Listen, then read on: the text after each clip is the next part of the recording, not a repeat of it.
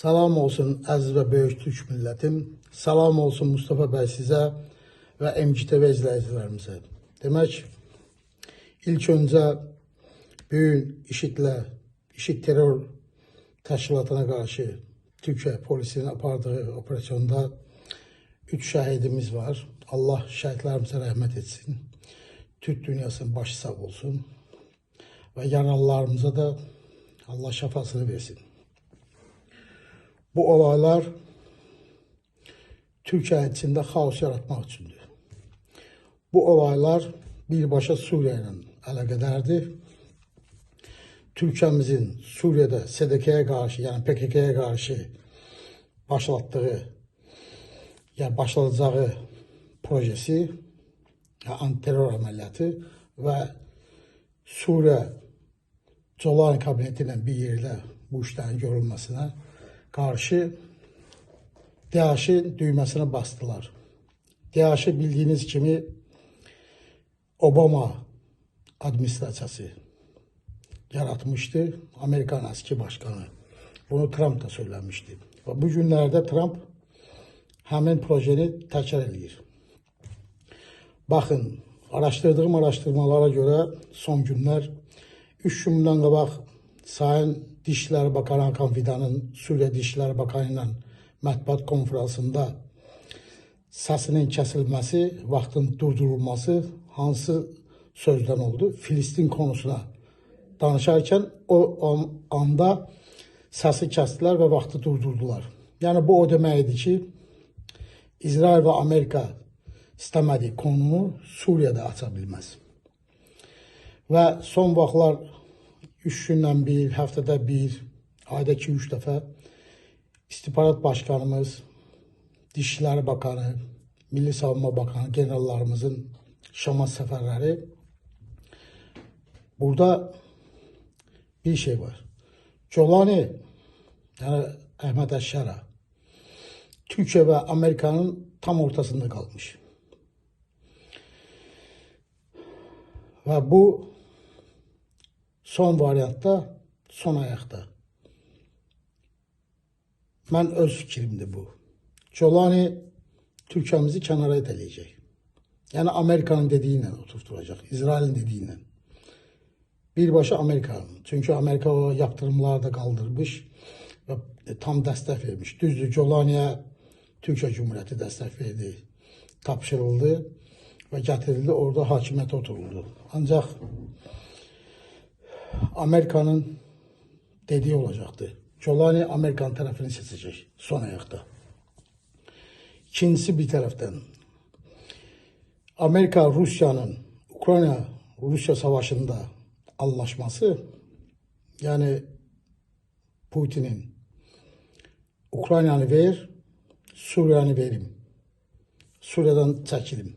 Bu anlaşma esasında Rusya'nın Suriye'den çekilmesiydi ve Başar Əsadın da devrilmesiydi.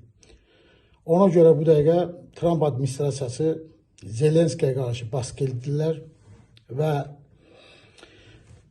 savaşı durdurmağın anlaşmasını imzalamaq istəyirlər.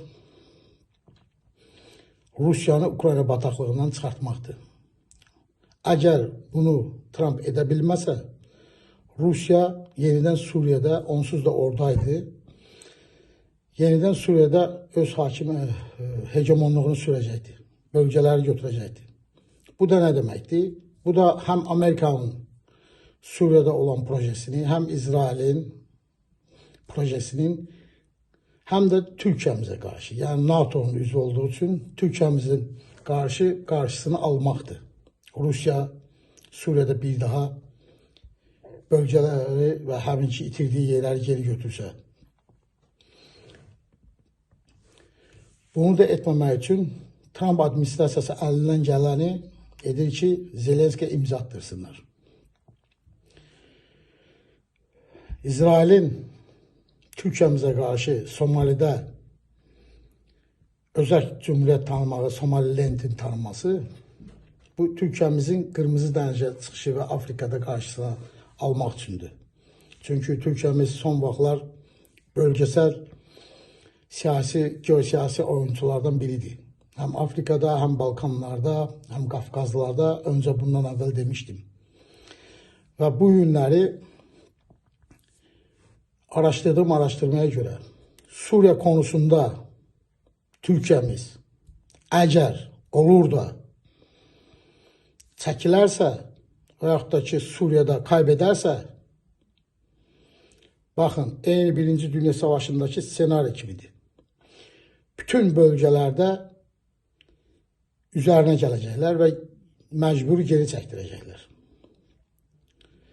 Afrika'da da, diğer bölgelerde de onda düşmanların ayağı yer alacak. Eğer Suriye konusunda artık girmişik.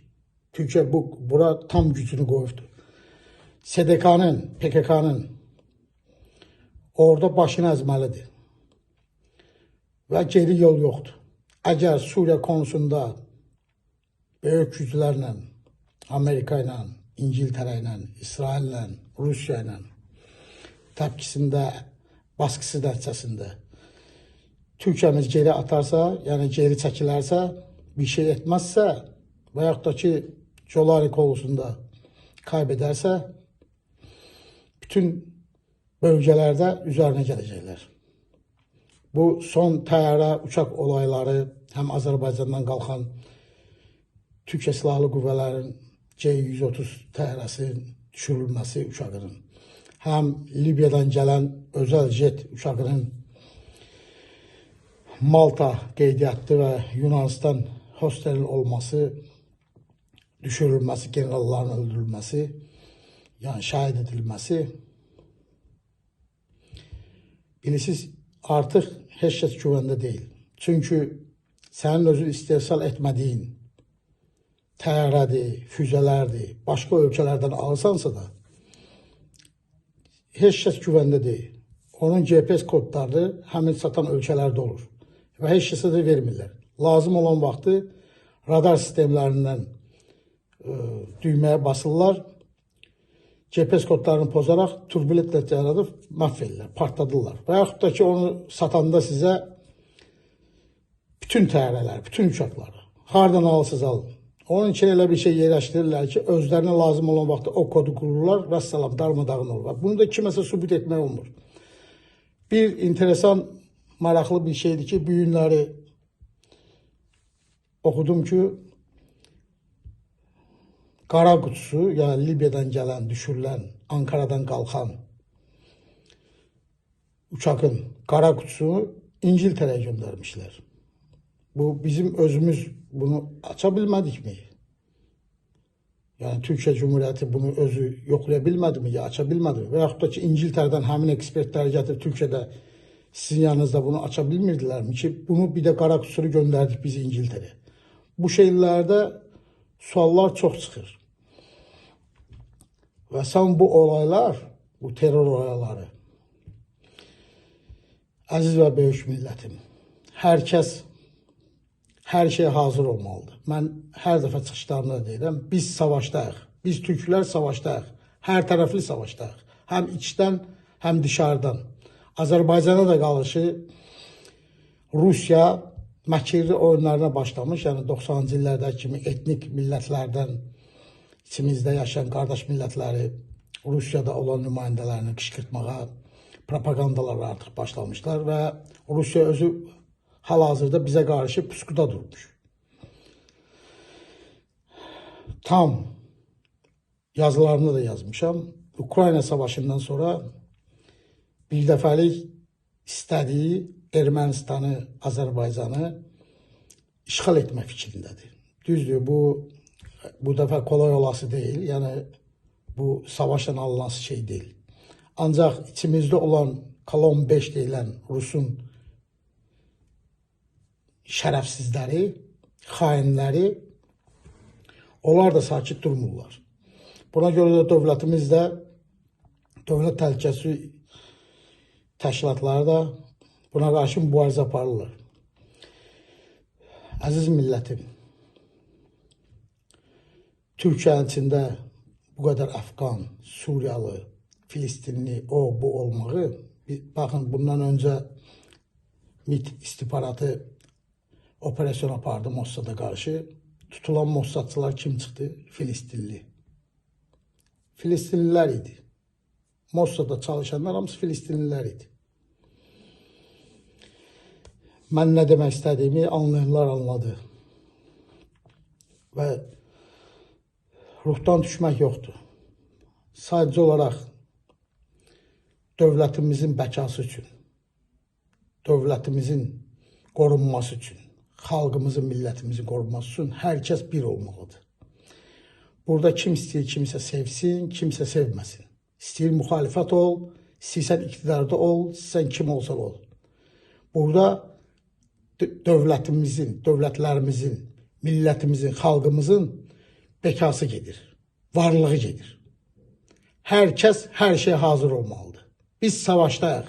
Bunu hər kəs beyninə iyi soxsun. Belə şeylərə boş baxmaq olmaz. Almaniyanın istihbaratı BND xəbərdarlıq etmişdi. IŞİDin terror olmasını, yeni qabağı, kalabalıq yerlərdə çox olmamasını, insanların getməsi, vətəndaşlarına da xəbərdarlıq edibdi.